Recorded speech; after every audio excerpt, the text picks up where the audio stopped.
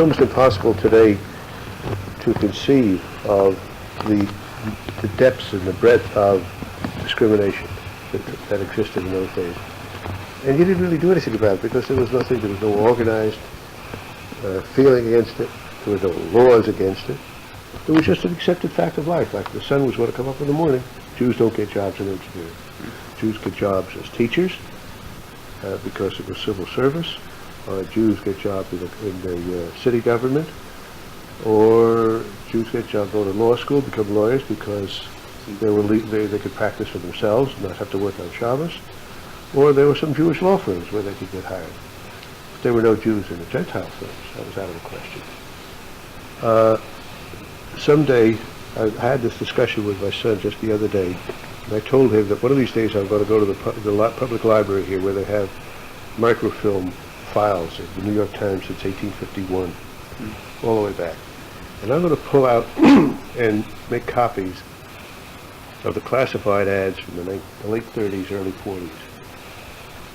You would find them impossible to believe. But ad after ad, column after column, Christians only, Christians only. The ad specified Christians only. People today don't even know that, let alone remember I've never heard of that. Christians only. It was overt job discrimination, and nobody did anything about it. You couldn't. And the only time it changed in the middle 50s, late 50s, early 60s.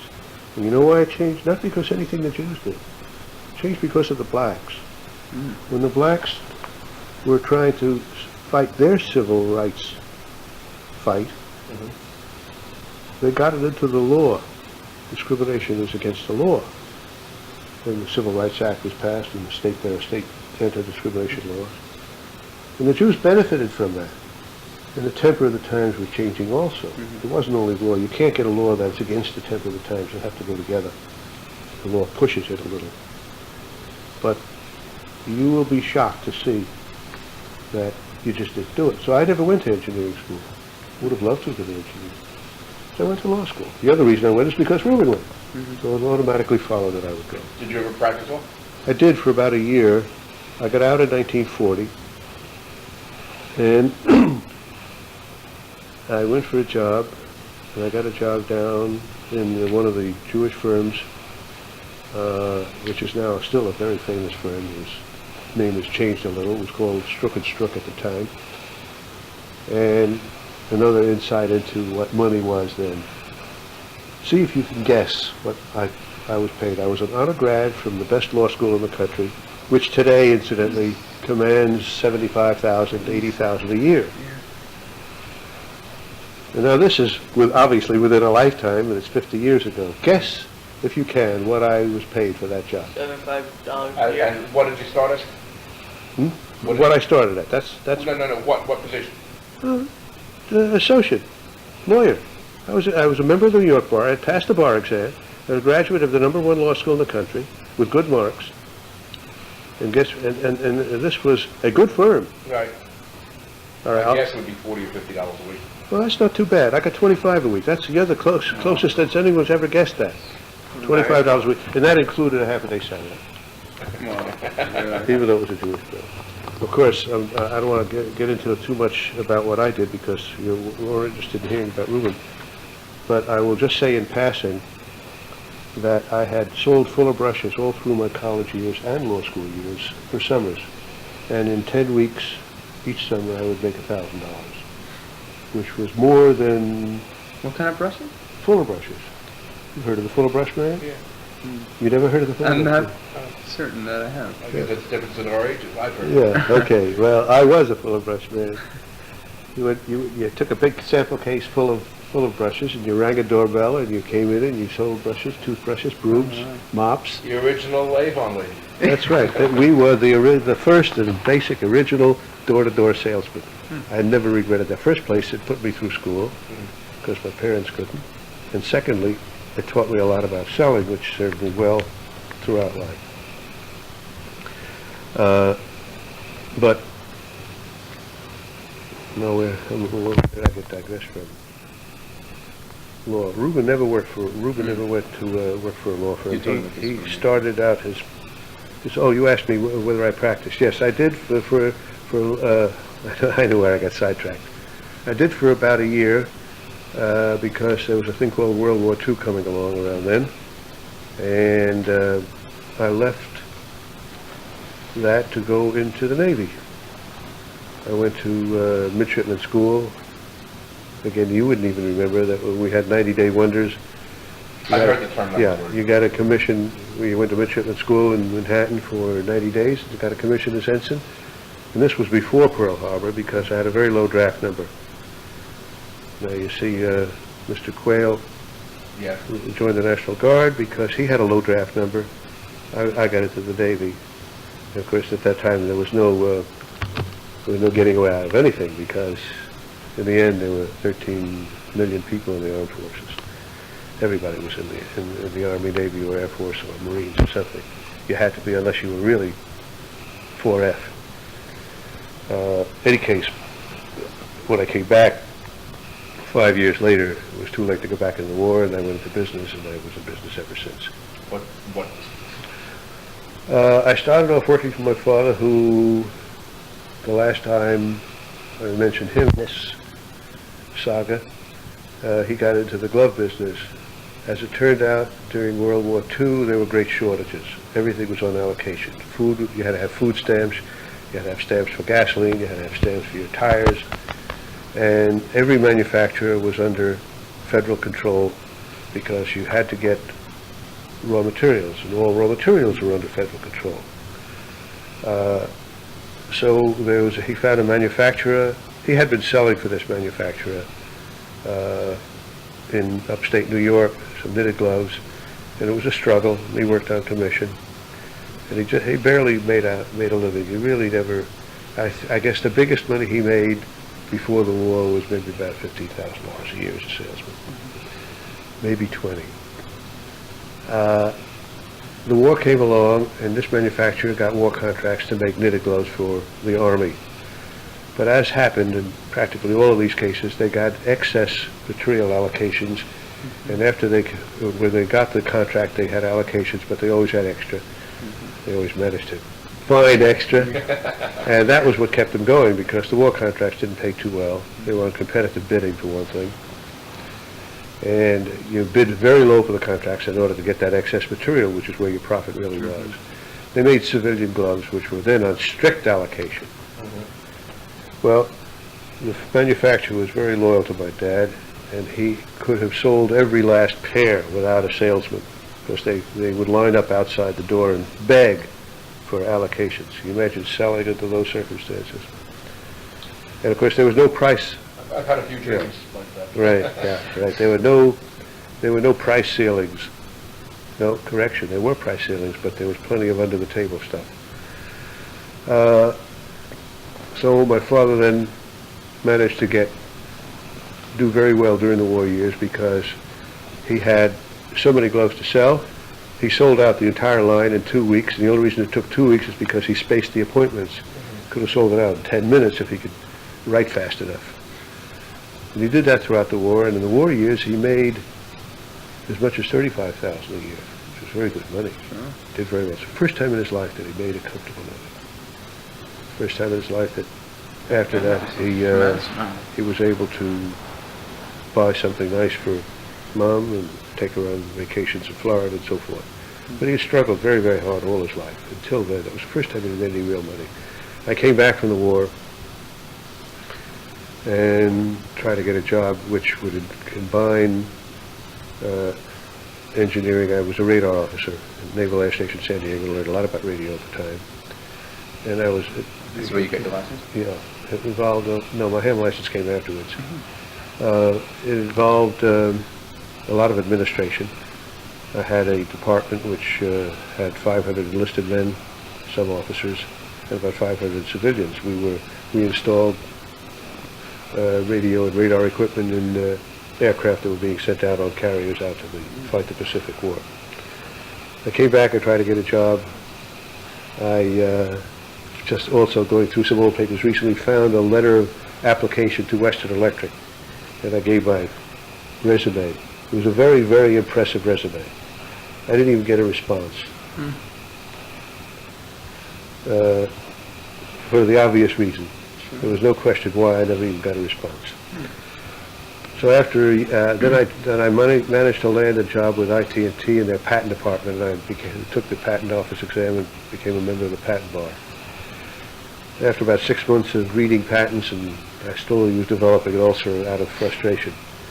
And I had been married since the war started. Lived in Staten Island on Crosshill Street. I don't know if you remember. You're too young for that. And I went. So I got a job in the patent department. That petered out, and I had no place to turn. So Pop said, "Look, he's making all this big money." He was still making money from the tail end of the war because civilian production hadn't geared up, and he was still selling on allocation. Even this was now 46, 47. I went to work with Pop with salary, and my first trip out with a big sample case full of gloves, I called on his customers that he had given allocations to throughout the war, and the main manufacturer, the principal competitor from the Middle West, Zwicker Knitting Mills from Appleton, Wisconsin, was the main producer.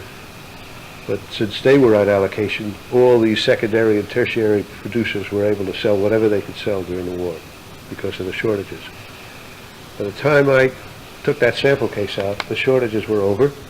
There were no shortage of raw material, no shortages of finished product. And I rang the doorbell, and I said, "Here I am. Well, I took care of you all during the war." And they say, in nicer terms than what I'm saying, they say, "Thanks, Sonny, but don't you know the war is over?" And that was the end of that. And I had a tough time getting anybody's business. By that time, but all during the war and the year that followed, there was one underlying fear on the part of everybody that Japan, which had sold some real junky gloves, Woolworth, 10 cents a pair, Woolworth basement, there is such a thing. Well, Japan was known for real junk quality before the war. It's impossible today with how they are dominating the world in so many fields with quality. Far better quality control than we are. In those days, it was all junk there. No quality control at all. The word made Japan was synonymous with it's going to fall apart the minute you touch it. And like I say, it's impossible today to picture that state of mind. But there was one common thought through everybody, as I hear, when Pop was allocating to all these domestic wholesalers, he would say, "Don't sell to him because as soon as the war over, he's going to run back to Japan." This was a fear. And I thought, here I can't sell goods anymore because the war is over, Sonny.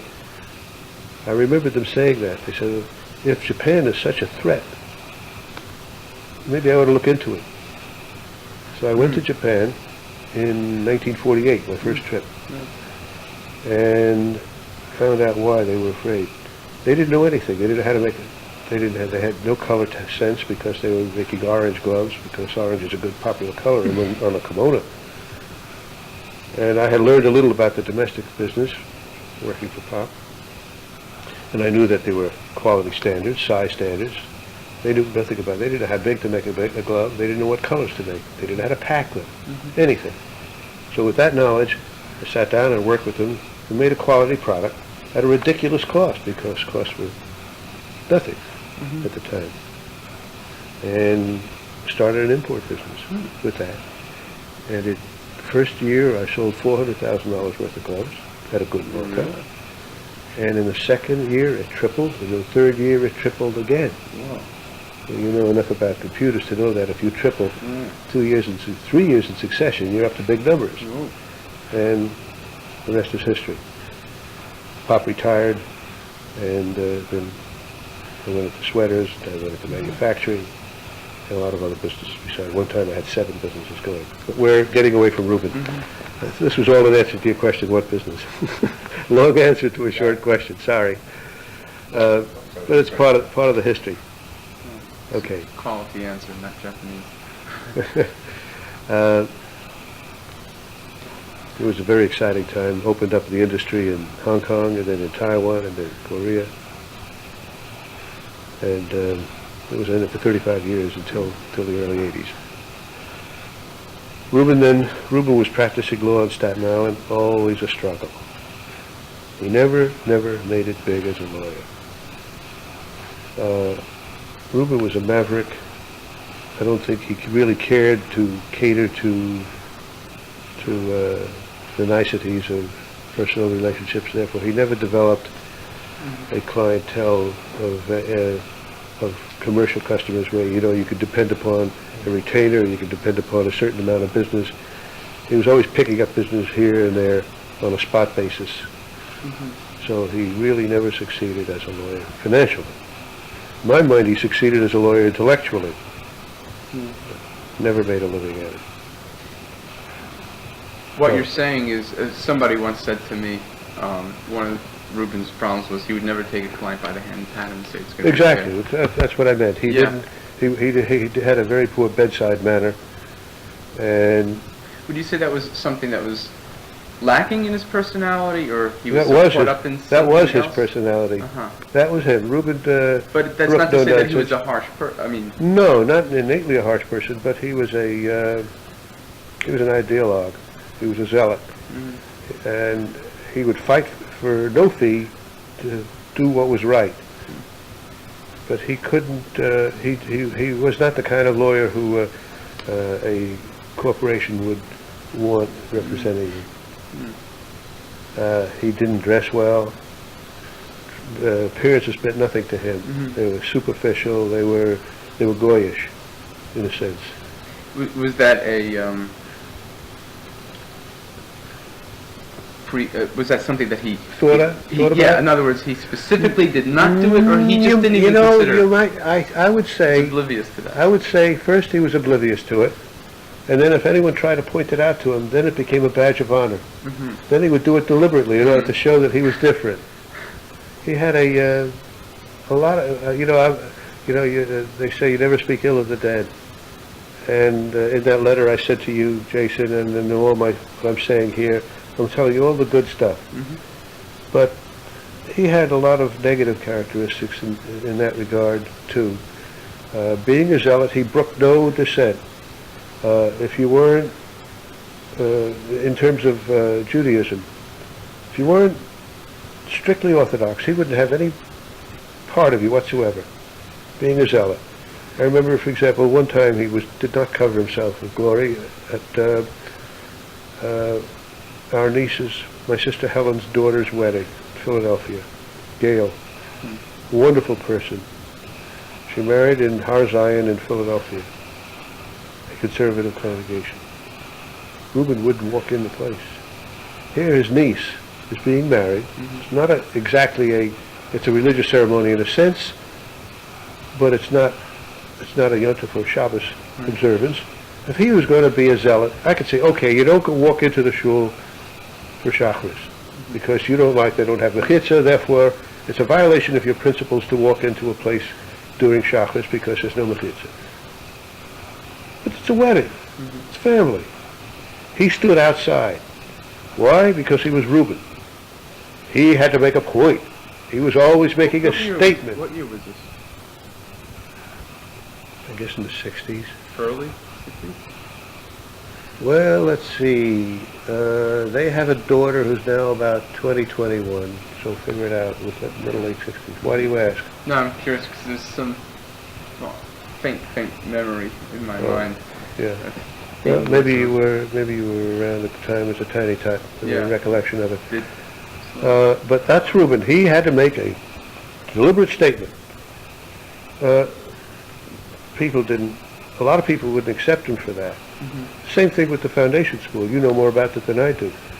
But he had a fight with the foundation school. They weren't firm enough. No, I didn't know. Yeah. The school is named after Grandpa. He was a founder. And that's a story in itself. Avery can tell you more about than I can because, and Reuben followed up on that. He would never send his kids there. And No, you go he pulled me out in fifth yeah, he grade. pulled you out. Why did he pull you out? I never knew at the time. Well, He sent me to yeah, okay. So rabbi school, as my friends Right. called it. Yeah, the rabbi school. Right. It wasn't firm enough for him. And Avery, following exactly in his footsteps, would never think of sending, He also pulled his kids up. yeah, because it isn't firm enough. Now, I don't know specifically, I never heard what specific things they are that isn't firm enough, but that's not. And an extremist, and an embarrassment even to Mom and Pop, who leave it untouched by your presence. Reuben was a success because he left a lot of marks. Yeah. I on occasion I meet people who they find out that Reuben Gross was my father.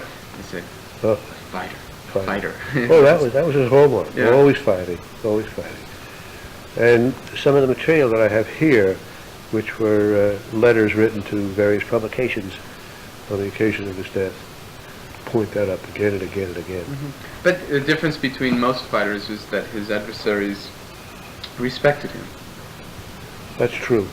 They respected him, except that a lot of them did not respect his intolerance and his zealotry and his extremism, because Reuben brooked no compromise.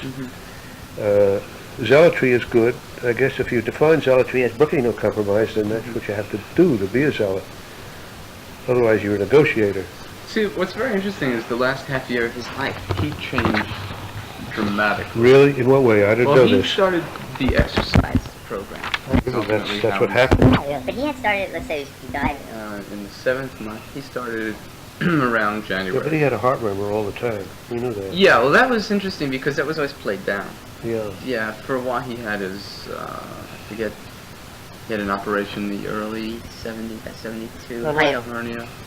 Oh, yeah, I remember that. And but the very, very little mention of his heart problem, which Yeah. had in the earlier years. I remember It doesn't necessarily mean heart disease, you know. I live with heart until ripe old ages with heart murmurs. Well, it was. That just means the valve isn't closed Right. completely or something. Well, it was far less discussed. And I don't Do know. you know if he ever took a stress test before he started this Yeah, program? he used to apparently every day or. Now, there you was say he always- changed, aside from the exercise program, in what other ways Well, did he I change? attribute it to that, to the exercise program, because he, for instance, first of all, he was slimming down. His physical stamina was increased tremendously. We used to walk home from shul, and he used to trudge home beforehand. Yeah. And he was whipping. Is I that mean, he was so? walking faster and He faster. could have lived another 20 years.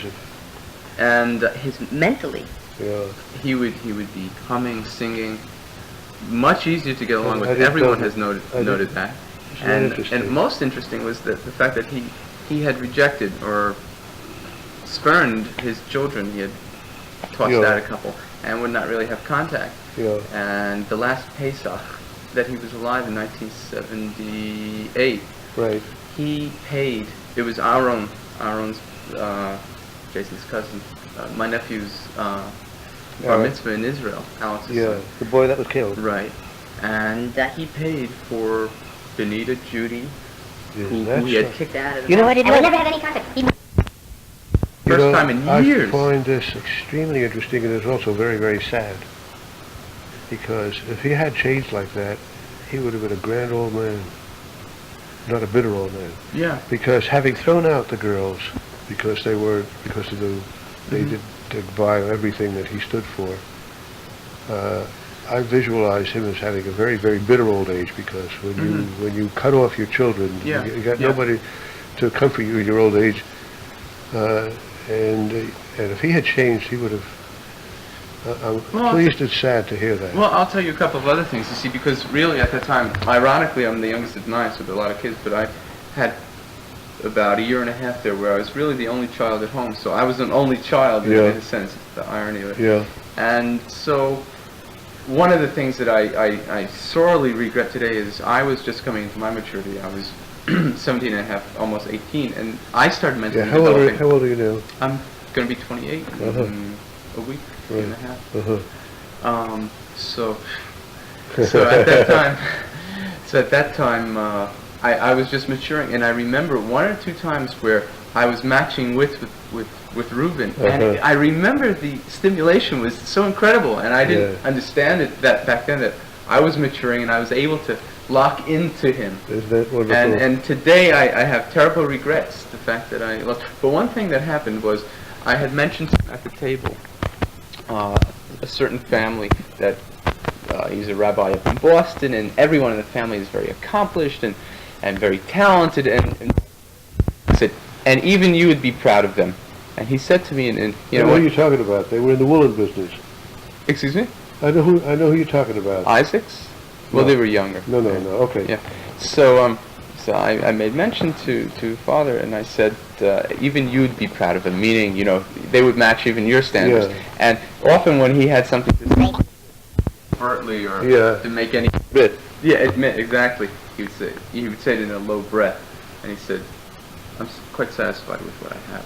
In other words, that internally Yeah. he This is very interesting. I did not know this at all. you know. Now, as far as the will is concerned, the Yeah. irony, incredible irony, what I found out Yeah. is that in 1973 he wrote a will, Yeah. and that's the will that was probated. Yeah. Other than the fact that this trust form was written. Now, this is why it's so interesting, because assuming that there was a general state of changing of his mind in that period of time, Yeah. it was in consonance with that he made this trust. Uh-huh.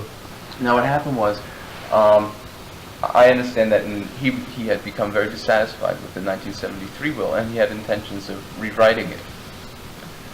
So I guess the first phase of it was to make this trust, which really eliminated freedom finance. What was the trust? I don't know about Okay, that. yeah, right. The trust was, you see, originally it would be Avery, David, and myself Yeah. would be inheriting Uh-huh. freedom finance. It would be broken up in Yeah. thirds.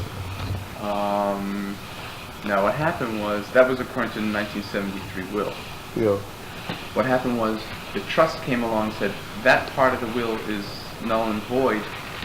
Where freedom finance is going to, is to all the grandchildren and to Don. So, But Don, me. that doesn't have the effect of negating a will, though. You could. Well, it negated a good part of it, I mean, freedom finance. Oh, if he created. Oh, I see. You took it out of the estate. Right, exactly. Okay. So the thing was that Avery and Harriet Harriet was the trustee. Mhm. But what's coming out in the testimony now is that really Reuben was going to call the shots. In other words, I see it as that he was planning to give the money out in his lifetime. In other Yeah. words, he wanted to give it out. He wanted to see the children. He Instead wanted of changing the will. Yeah, He that was one thing. Didn't So, expect to die. Exactly.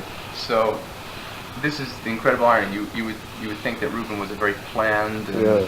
and everything. Except where he himself was involved. Yeah. Well, that's what happened. Ultimately, he really died without a will, because So what's happening? You said you're talking about testimony. Bring me up to date on that. I well, don't know we're what's going having on. at least the depositions. There's one more Well, deposition. who's suing who and for what? I'm suing Avery Yeah. because really I have the strongest claim. Right. Mhm. I'm suing Avery and Harriet really as the trustees because it's been a one-sided. Well, they have under the terms of the will. Was there supposed to be any distribution to you at all? Yeah, there have been, Yeah. but relative. Right. His family has taken about 90%, Oh, how wonderful. and that's talking. But we're was talking over. Are you well over- represented? Yeah. Who have you got? Hello, Howard. He's my best friend's father. Okay. Okay. but in the will or the trust, did it say anything about Avery getting the? Avery, no, freedom they have finance? they have free discretion. They can do whatever they want. But how can they do really, that? Yeah. If the will says so, The they can thing do it. is, Reuben was going to direct them what to do. Uh-huh. So in other words, they weren't going to do. When Reuben was alive, they weren't going to what touch kind anything. so what kind of case have you got? How could you dispute the will? So it's true. It's true. It's my lawyer tells me I have a difficult case. The thing is, the free spending, they're not even using discretion. Uh-huh. They're using Okay, it's abuse of discretion. Absolutely. Okay. All right. Well, So you that's told me that, something very interesting. But it's very interesting, you know, the whole. in a sense. At least I've come throughout the whole thing. I've come to peace with Father because with Reuben because I say, damn it, why did you do that? You know. Yeah. And really, what he was trying to do was give it out in his lifetime, Yeah. disperse it in his lifetime, Mhm. and you know. But one thing he always did say was that he was never going to make anyone's life easy. He was going to make him so rich that it was going to. Yeah, a long way to go before you Yeah. worry about that. Yeah. But it sounds as if he wasn't in a financial position to make anybody rich.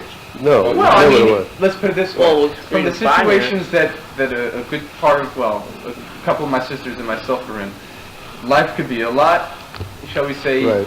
A more little would go a long Yeah. way under those Yes, circumstances exactly. because Yeah, And Avery has absolutely hogged it. The irony thing, okay, Avery has pontificated about oh, it's supposed to be used for spending for Jewish education. Yeah. So my lawyer asked him, and, oh, Harriet, have you ever rejected a request for Jewish education? They said, yeah, oh yes, there was one case. Sure enough, it was Shuli and Becky. Why? Because they felt, now, if you can find the logic here, tell me. Because the mother, Shuli, was not leading a life that they felt was in consonance with the Torah way. So, all the more so! Right. All the more so you should pay for Jewish education if that's Right. the case. So they found that reasons and grounds not to pay, Yeah. which I can't understand. Yeah. So there's $7,000 Well, outstanding. while you're airing that, let me tell you of a grievance that my sister Helen and I have, which I put aside because both of us are very comfortable and didn't want to get into any kind of a fight. But at the time,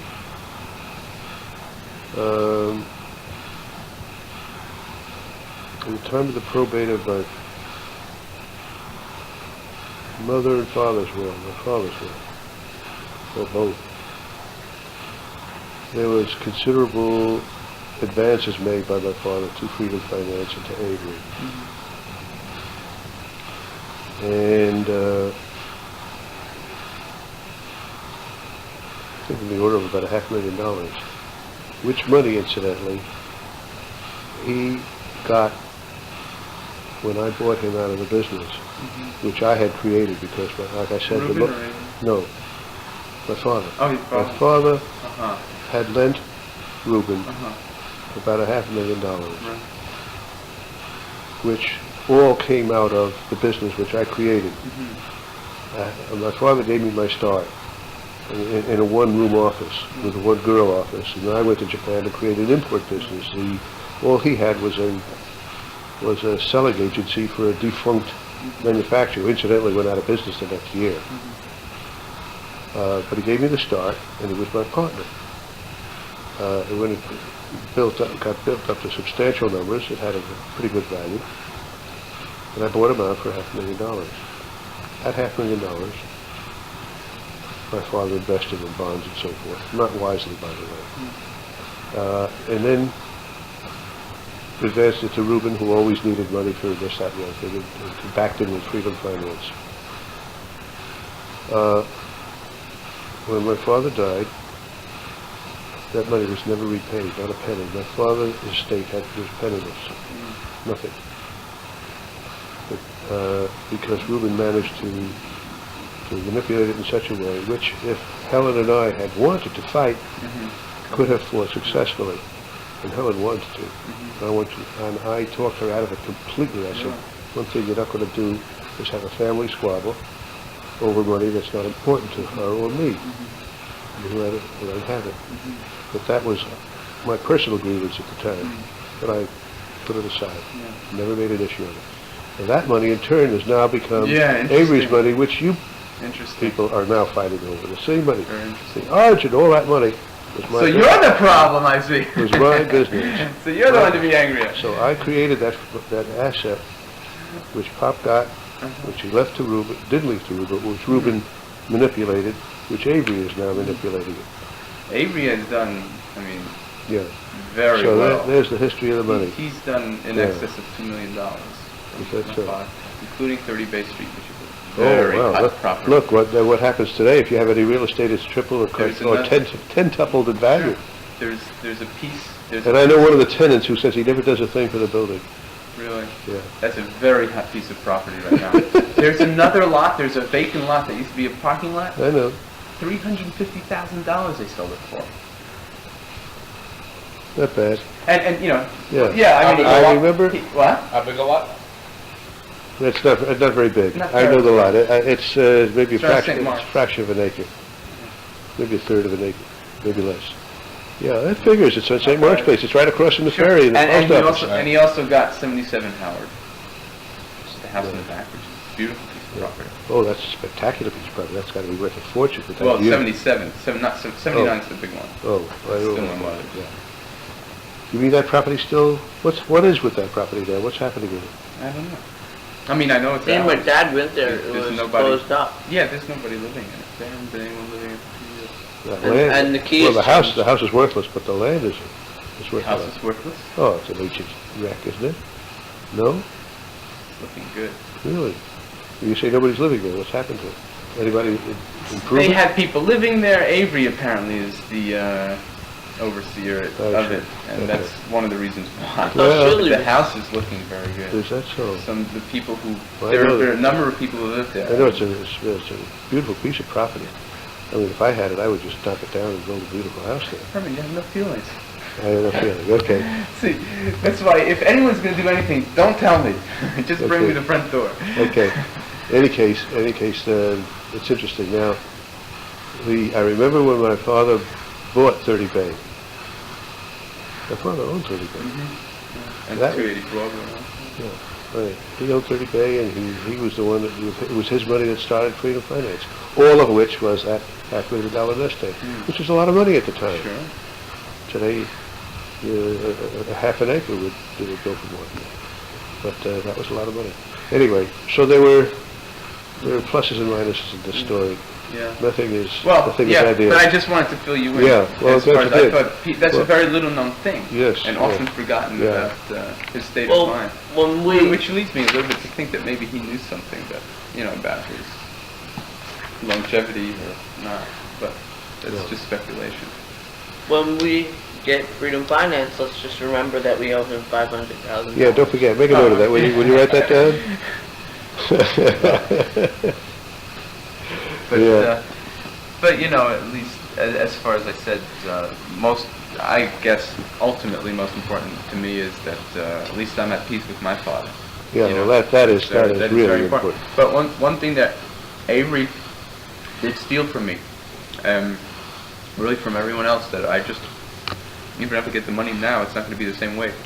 When you get something in from a will, it's a message to you. Yeah, And it's a relationship. It's something that you remember. yeah, And it's like a present. right. And I'm never going to have that.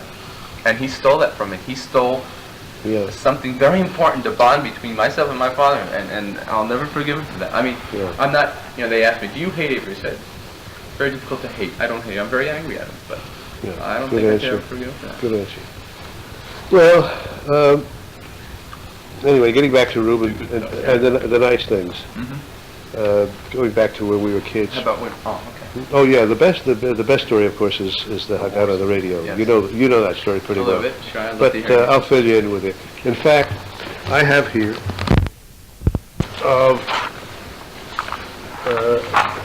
about 6 or 8 pages from the book called The Pledge. I just finished reading Slater. Yeah. Linda picked it up and it was laying around the house. I Yeah. picked it up and read it. In case I didn't know you had it, but here is a copy I just made last night of the story. I heard the chapter was supposed originally larger, but he had to cut down a couple of Yeah, pages. well, it's editing because he had so much other material. Right. Yeah.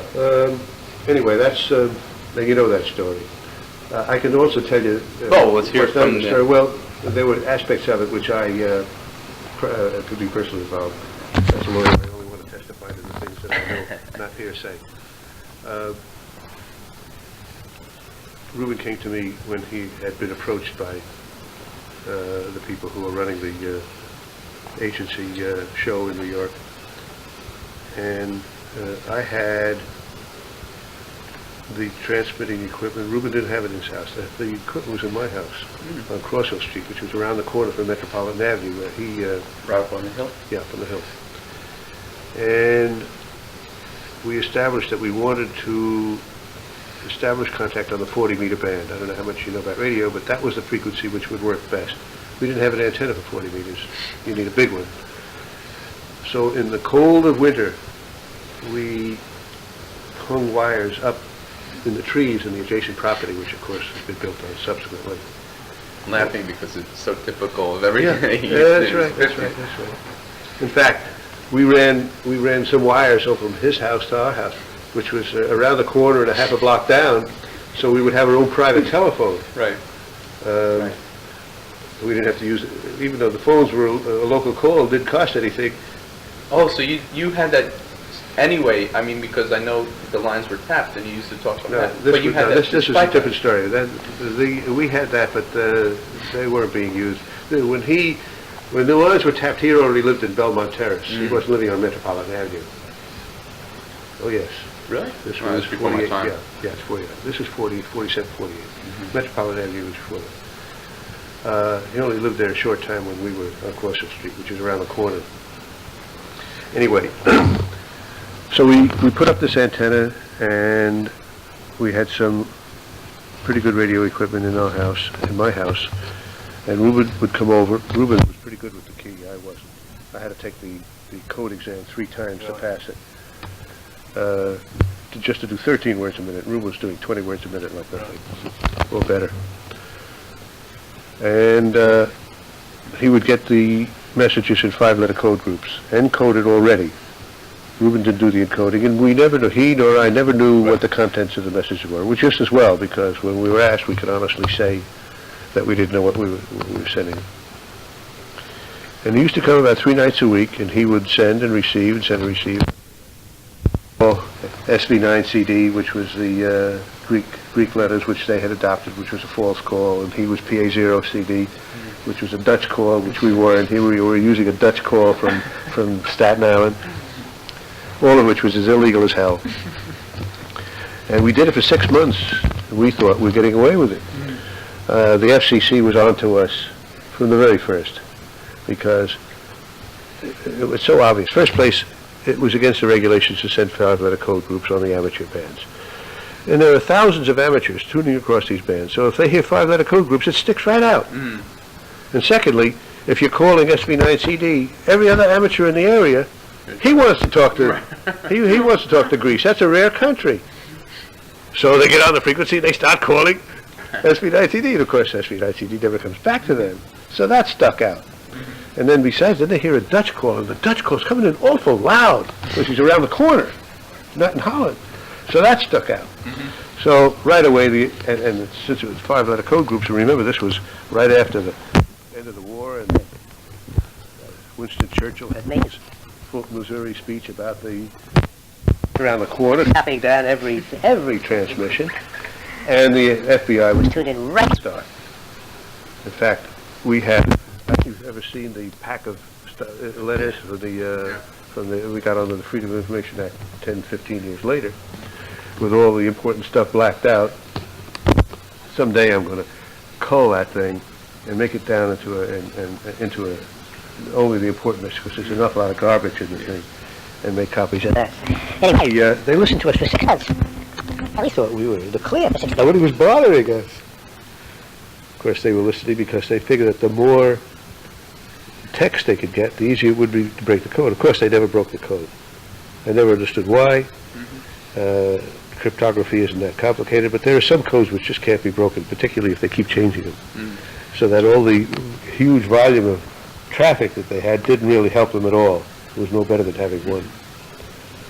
So after 6 months, they figured enough is enough, so they, one evening, after Ruben had been transmitting and receiving because he also received messages back, which usually said send guns, send ships, send people, send anything. And the messages going out was cargo of guns on board such and such, look for it and whatnot, because we couldn't use the commercial radio because the British were in charge of all the radio communications. And if they knew that a shipload of guns were coming in, they'd just stop it. So it had to be done in secret, and all the traffic had to be done in secret. You couldn't send it by RCA either. So after Ruben was transmitting and receiving one night, and I'm on the phone with him. Your landline? No. He was already. This was. He was already moved to Belmont Place, which was a couple of miles away. And of course, I also knew after the fact that our lines were tapped the entire time. In fact, the information we got from the FBI files quotes conversations that I had with my wife. But Ruben knew part of the time that they were being followed and... I don't know whether he knew or suspected. I don't think, that's afterthought. I don't think he knew. We didn't suspect anything. I've heard stories about he would walk over to their car. He would see a bunch of antennas on their car and walk over, start talking to them about their antennas. That could be, that could be. And also, I heard that you used to speak to him in Hebrew. So, And one of the very funny stories. First place, I don't speak Hebrew well enough to Well, do that. one of the very funny stories was that. Uh, Excuse my interrupting here, Go but it's a ahead. great story that they even were. if it's not true, it's Well, a great story. it's a very